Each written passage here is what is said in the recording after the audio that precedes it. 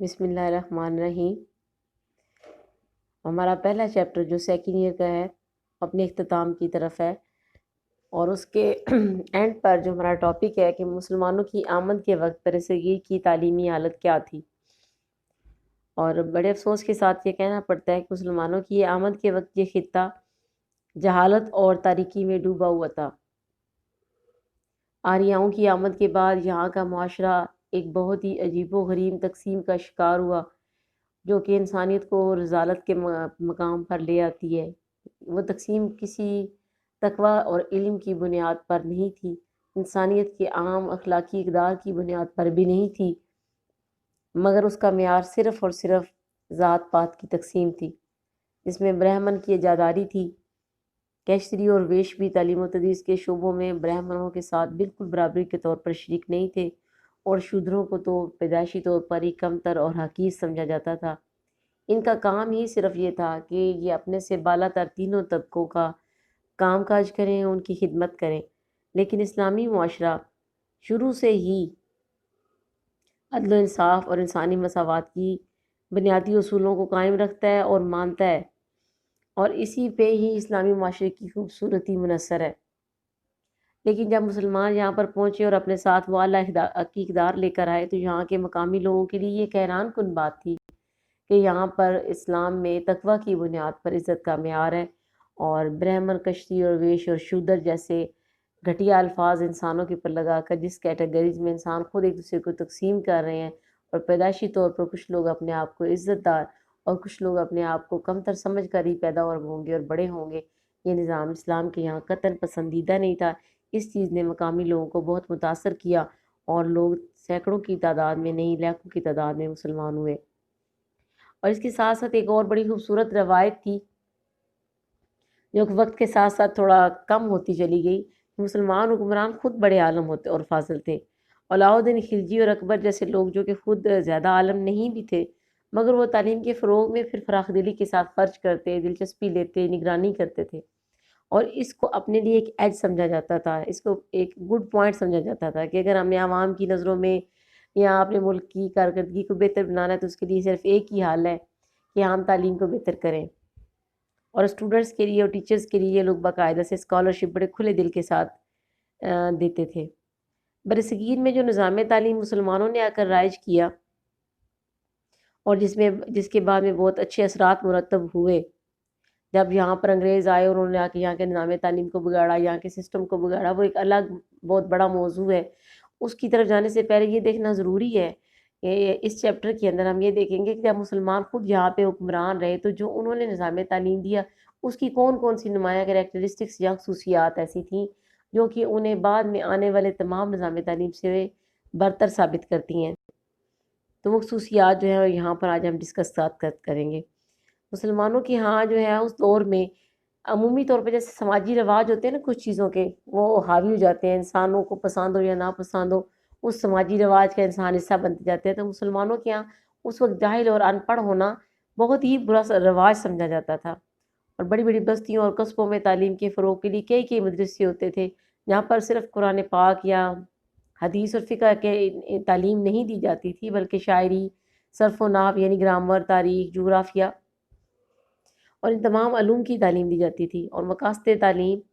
اور نصاب تعلیم، نمبر 1 پہ مقاصد تعلیم، نمبر 2 پہ نصاب تعلیم، حکمت تدریس، نظم و نسق اور امتحانات، یہ بہت بڑے بڑے اور نمایاں ایسے پہلو ہیں جن کا ہم جائزہ لیں تو ہم سمجھ سکتے ہیں کہ وہاں کا نظام تعلیم کیسا تھا۔ کسی بھی نظام تعلیم کو جب ہم چیک کریں اس میں سب سے پہلا سٹیپ ہمیشہ یہی ہوتا ہے کہ دیکھا جائے کہ وہاں آبجیکٹیوز کیسے تھے، کیا آبجیکٹیو صرف ایک آئیڈیلزم کا شکار تھے یا ان کا کوئی پریکٹیکل لیول کے ساتھ بھی تعلق تھا۔ تو یہاں پہ اسلامی نظام تعلیم میں جو مقاصد تعلیم تھے ان میں سب سے بڑا مقصد یہ تھا کہ تعلیم ایسی دیں بچے کو، اس کی تربیت ایسی کریں، اس کو ایسے علوم پڑھائیں، اس کو ایسے اساتذہ پڑھائیں اور اس طریقے سے پڑھائیں کہ وہ رب کو راضی کر سکے، اپنے رب کی رضا حاصل کر سکے، اپنے اخلاق کو بہتر کر سکے، علم کی روشنی سے اپنے نور، دل کے نور کو، سینے کو منور کرے اور جہالت کے اندھیروں سے نکل آئے۔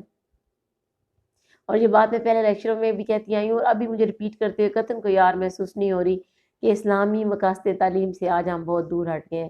صرف پیٹ پوجا جو ہے وہ ہمارا مقصد ہے، اگرچہ یہ بھی انسانی تقاضا ہے، مگر یہ پہلا اور بنیادی تقاضا نہیں ہے۔ پہلا اور بنیادی تقاضا شرف انسانیت کے لیے یہ معیوب ہے کہ ہم صرف یہ سوچیں کہ ہم اس لیے پڑھ رہے ہیں کہ کتنے پیسوں والی جاب اس سے ہمیں ملے گی۔ ہمایوں جیسے بادشاہ اور فتح اللہ شیرازی جیسے وزیر جو ہیں وہ بذات خود تعلیمی سرگرمیوں میں حصہ لیتے۔ علماء اور مشائخ جو ہیں وہ صرف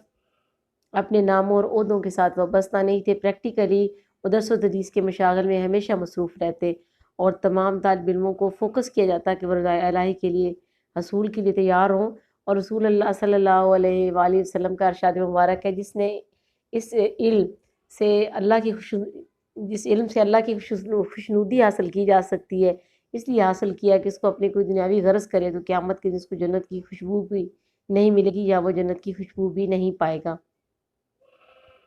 برصغیر پاک و ہند میں ان لوگوں کے علاوہ جنہوں نے تعلیم کو بطور پیشہ اختیار کیا، بے شمار لوگ ایسے بھی تھے جن کی معاشی مصروفیات اور تھیں، اور معاشی ضروریات کو پورا کرنے کے لیے انہیں تعلیم کے شعبے کو اپنانے کی ضرورت نہیں تھی، مگر اس کے باوجود وہ درس و تدریس کے شعبے میں ضرور مشغول ہوتے اور جہاں تک ہو سکتا سیکھنے سکھانے کے عمل میں شامل ہوتے۔ کیوں؟ کیونکہ وہ اس حدیث رسول کو پورا کرتے ہیں کہ دنیاوی فائدے سے ہٹ کر بھی ہم نے ان کو درس و تدریس کا کام کرنا ہے تاکہ ہمیں بھی جنت کی خوشبو ملے، ہم بھی جنت کے امیدواروں میں شامل ہو سکیں، رسول اللہ کا ارشاد جو ہے وہ پورا کر سکیں، اور بغیر لالچ اور طمع کے پڑھائے اساتذہ کرام کے لیے، میرے سے آپ سب کے لیے یہ بڑی خوش بختی ہے کہ ہمیں ایسے پیشے سے وابستہ ہیں جس میں اگر ہم خلوص سے کام کریں تو جہاں ہمیں پیز بھی ملتی ہیں، ہم جنت کے لیے رسول اللہ صلی اللہ علیہ وسلم کے ارشاد مبارک کے مطابق امیدواروں کی فہرست میں تو کم از کم شامل ہو سکتے ہیں۔ اس کے بعد تعمیر سیرت کردار کو بڑی اہمیت دی جاتی تھی، اور قرآن حکیم نے اپنے تمام خدائی انعامات کی خوشخبری انہی لوگوں کو دی ہے جو کہ ایمان لاتے ہیں اور ساتھ نیک عمل کرتے ہیں۔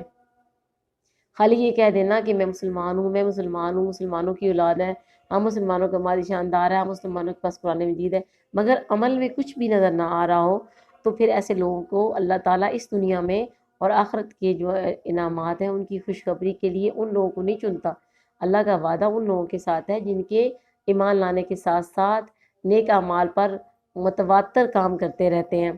اور برصغیر پاک و ہند میں علماء اور صوفیاء نے طلباء کے تعلیم کے ذریعے سے ان کے کردار اور سیرت میں جو تبدیلیاں پیدا کی تھیں وہ لازوال ہیں، ان کی بڑی داستانیں اور کہانیاں ہیں، اگر ہم ان کو ڈسکس کرنا شروع کریں تو وہ شاید ایک لیکچر تو کیا ایک لیکچر صرف اسی بات پر ہو جائے کہ کیسی کیسی عظیم مثالیں سیرت و کردار کی تشکیل دی گئیں۔ ان کے یہاں متوازن نشو و نما جو ہے صرف تعلیم کے کسی ایک پہلو، جیسے کہ اب ہمارا ہے کہ اچھی طرح سلیبس یاد کر لیں، اچھے سے نمبر حاصل کریں، یہی بیسک آبجیکٹیو ہے، بلکہ متوازن نشو و نما کیا ہے کہ انسانی زندگی کے تمام پہلوؤں کی نشو و نما کی جائے، اس کی تمام صلاحیتوں کی نشو و نما کی جائے، اس کی تمام ضرورتوں کا خیال رکھا جائے، اس کے ظاہری اور باطنی دونوں پہلوؤں سے اس کی نشو و نما کی جائے، اور اس کے ساتھ ساتھ نمبر 4 پر ہے کہ معاشی خود کفالت۔ آج ہم سارے میں بھی ابھی کہہ کے ہٹی ہوں اور ہم سارے کہتے رہتے ہیں اور عام روٹین میں بھی کہا جاتا ہے، ہم لوگ سارے معاشی جو خود کفالت ہے اس کو ہی تعلیم کا بنیادی آبجیکٹیو بنا لیتے ہیں اور رضائے الہی کو کہیں پس پش ڈال دیتے ہیں۔ وجہ یہ ہے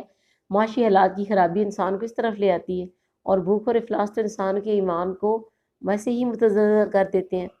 لیکن اگر ہم لوگ جاب ڈپینڈنٹ نہیں گے تو پھر ہماری سوچ ایسی ہی رہے گی، اس لیے وہ لوگ تعلیم ہی ایسی دیتے تھے کہ نہ صرف آپ تعلیم حاصل کریں بلکہ ساتھ میں کوئی ہنر، کوئی سکل سیکھیں، کیونکہ حدیث مبارک کے مطابق بھی جو رزق کا کثیر حصہ ہے وہ تجارت میں ہے، نہ کہ ملازمتوں میں۔ ملازمتیں کرنا کوئی بری بات نہیں ہے، مگر صرف ملازمت ڈپینڈنٹ ہو جانا، صرف جاب ڈپینڈنٹ ہو جانا، اسی نقطہ نظر سے کوئی ڈگری حاصل کرنا اور کہنا اس کے علاوہ تو میں کچھ کر ہی نہیں سکتا، یہ بے روزگاری کو جنم دیتا ہے اور اس سے مسائل میں اضافہ ہوتا ہے۔ تو وہ لوگ جو ہیں نہ صرف تعلیم دیتے تھے بلکہ اس کے ساتھ ساتھ خطاطی، کتابت، جلد سازی اور مختلف علوم و فنون سکھائے جاتے تھے، اور طالب علموں کے ذہن میں یہ بٹھایا جاتا تھا کہ آپ خلیفۃ اللہ ہیں، اللہ کے خلیفہ ہیں، منصب خلافت پہ فائز ہیں، آپ اشرف المخلوقات ہیں، اور آپ یہاں پر اللہ تعالیٰ کی حاکمیت کے قیام کے لیے آئے ہیں۔ بنیادی کام آپ کا یہاں پہ آ کر یہی ہے، ادھر ادھر کے کاموں میں وقت ضائع کرنا ایک مسلمان کو زیب نہیں دیتا۔ وہ منصب خلافت پہ فائز ہے، اسی کے شان اس کے کام ہونے چاہیے۔ تسخیر کائنات، اللہ پاک نے اس کائنات کے اندر بے شمار خزانے، بے شمار اسرار پیدا کیے ہیں۔ آج کا انسان جو کہ اس گھمنڈ میں مبتلا تھا کہ میں نے گویا سائنس کے تھرو بہت ترقی حاصل کر لی ہے، ایک عام انسانی آنکھ سے نظر نہ آنے والے وائرس نے وہ سارے دعوے ہمارے خاک میں ملا کر رکھ دیے ہیں کہ اللہ پاک کے نظام میں، کائنات میں پتہ نہیں کیا کچھ اسرار پوشیدہ ہے۔ اور اسلام کا نظام، مسلمانوں کا نظام تعلیم فوکس اس چیز پہ کرتا تھا، آپ اپنی متوازن نشوونما کریں اس نظام تعلیم کے تھرو، اور کیا تسخیر کریں، کائنات کو تسخیر کریں، کائنات کے خزانوں تک پہنچیں اور اللہ تعالیٰ کے شکر گزار بندے بنیں اور ان نعمتوں سے فائدہ اٹھا سکیں اور پوشیدہ ذرائع انسان اپنی بھلائی کے لیے استعمال کر سکے۔ جو ہمارا نصاب تعلیم والا ٹاپک ہے اس کے اوپر میں الگ سے کل انشاءاللہ تعالیٰ آپ کو ڈیٹیل سے ایک لیکچر دوں گی، کیونکہ اس کے سمجھنے میں اور اٹیمپٹ کرنے میں طالب علم ہمیشہ ہر سال بورڈ کے پیپرز میں بھی جب ہم چیک کرتے ہیں غلطی کرتے ہیں، لہذا اس پر الگ سے ایک لیکچر کی ضرورت ہے۔ آج کا لیکچر کوئی زیادہ مشکل نہیں ہے، اگر آپ توجہ سے سنیں گے تو بہت آسانی کے ساتھ سمجھ آ جائے گا، لیکن یہ سمجھ لیں کہ ٹو بی کنٹینیوڈ ہے۔ ہم کیا پڑھ رہے تھے کہ مسلمانوں کے نظام تعلیم کی اہم خصوصیات، نمایاں پہلو کیا کون کون سے ہیں، جن میں سے آج ہم نے تقریباً 5 نمایاں پہلو دیکھے ہیں: متوازن نشوونما، معاشی خود کفالت، منصب خلافت، تسخیر کائنات تک، اور انشاءاللہ تعالیٰ جو ہمارا نیکسٹ لیکچر سٹارٹ ہوگا وہ سٹارٹ ہوگا نصاب تعلیم سے۔ اسٹے ہوم، اسٹے سیف، اللہ حافظ۔